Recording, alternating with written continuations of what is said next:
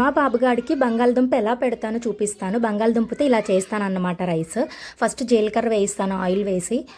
అరుగుదల ఉంటుంది కదా, ఉల్లిపాయ టమోటా వేసుకోవచ్చు. నేను ఒక్కొక్కసారి వేస్తాను, ఒక్కొక్కసారి వేయను, మన ఇష్టం అన్నమాట. టమాటా బాగా మొగ్గిన తర్వాత బంగాళదుంప ఇలా పీల్ చేసి వేయండి. ముక్కల కింద వేస్తే మెత్తగా అవుతుంది, బట్ కొంచెం మనం పిసుక్కోవాలి. ఇది అయితే అనుకోండి రైస్లో కలిసిపోతుంది అన్నమాట.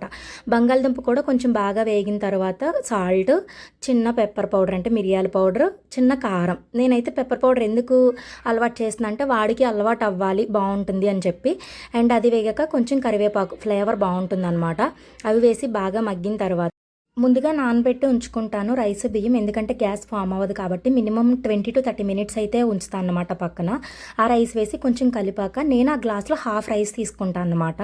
అందువల్ల 3.5 glasses వాటర్ పోసుకుంటాను, ఎందుకంటే తర్వాత మనం చారు అది ఏం వేయక్కర్లేదు, మెత్తగా అయిపోతుంది, దానితోనే డైరెక్ట్గా పెట్టేయచ్చు. లాస్ట్లో ఇలా కొంచెం నెయ్యి వేస్తాను, పొడి పొడిగా బాగుంటుంది అనమాట టేస్ట్.